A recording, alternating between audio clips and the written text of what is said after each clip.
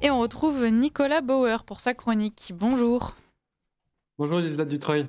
Alors, le président de la République, Emmanuel Macron, a prononcé lundi 5 mai un discours devant la Grande Loge de France à l'occasion du 120e anniversaire de la loi de 1905 sur la laïcité. Nicolas Bauer, vous allez revenir sur ce discours avec lequel vous n'êtes pas d'accord. Par ce discours, Emmanuel Macron a prétendu, selon ses termes, rappeler quelques vérités sur la laïcité. La première vérité macroniste est que le seul mot qui s'accorde avec laïcité est le mot de liberté. La deuxième reprend une citation de Jean Jaurès. La loi de 1905 n'est pas la victoire d'un groupe sur d'autres groupes, elle n'est pas une loi d'exclusion. Et la troisième vérité, selon Emmanuel Macron, est que l'État républicain n'a pas vocation à laïciser la société. Ces trois éléments sont faux d'un point de vue historique, politique et juridique. La loi de séparation de l'Église et de l'État en 1905 s'inscrit dans un contexte de persécution religieuse sous la Troisième République. Les jésuites ont été dissous, de même que des congrégations dont la seule mission était d'enseigner. En 1903, même les Chartreux ont été expulsés de France et en 1904, la fameuse affaire des fiches éclate. Le gouvernement avait mis en place avec le Grand Orient de France un système d'espionnage des officiers le dimanche. Si un officier allait à la messe, il n'avait pas d'avancement. La laïcité a été votée dans ce contexte en 1905 et a eu pour principale conséquence la confiscation des biens de l'Église. Contrairement à ce qu'affirme Emmanuel Macron, donc, la loi de 1905 était une loi violant la liberté de l'Église et la liberté des catholiques. Aujourd'hui encore, la laïcité n'est pas toujours synonyme de liberté. Elle est censée nous donner la liberté de croire ou de ne pas croire en Dieu, mais en tout cas, nous sommes obligés de croire en la laïcité. Depuis 2021, un contrat d'engagement républicain oblige les associations à s'engager, je cite, à ne pas remettre en cause le caractère laïque de la République. En 2023, le décret de dissolution de Civitas reprochait à ce mouvement de promouvoir un régime chrétien plutôt que la République laïque. Nous sommes donc obligés de croire en cette laïcité.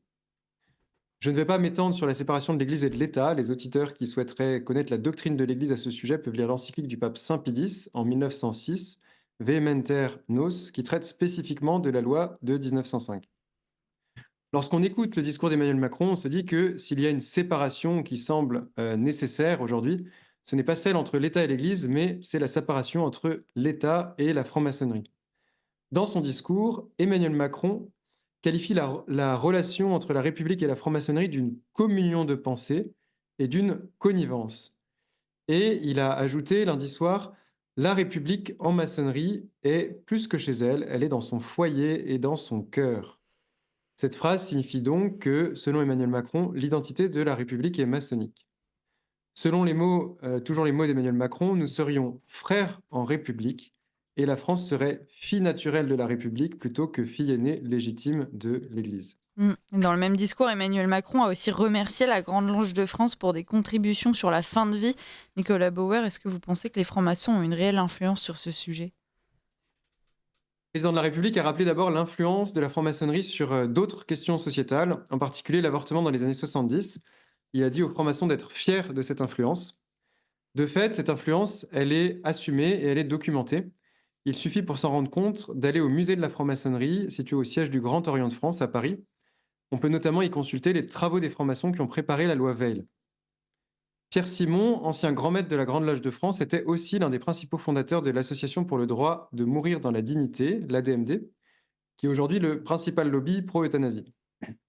Et comme pour la laïcité en 1905, l'euthanasie est revendiquée depuis les années 80 par des courants opposés à l'Église, comme la franc-maçonnerie et la libre pensée. L'engagement de Pierre Juston, administrateur actuel de l'ADMD, est révélateur là-dessus.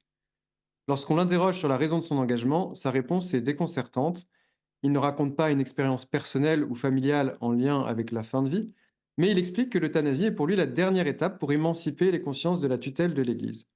Il s'agit donc d'un combat qui est aussi d'ordre métaphysique et spirituel. Après la laïcisation de l'État, il faudrait, selon les francs-maçons, laïciser la mort. Merci Nicolas Bauer. C'est pas très réjouissant tout ça, mais on en reparlera, c'est Oui, désolé. certain. Non, bah, vous excusez pas, hein, il faut dire, il faut aussi dire ce qui se passe. Merci, hein, et puis on reviendra sur ce débat sur la fin de vie qui va se poursuivre la semaine prochaine à l'Assemblée. On a déjà de nombreuses émissions que vous pouvez retrouver sur le site internet de Radio Courtoisie ou sur, notre chaîne YouTube, chers auditeurs, à ce propos. Nicolas Bauer, merci et puis, ben, voilà, je pense qu'il va falloir qu'on continue à surveiller la franc-maçonnerie en France. Merci Lisa Dutreuil.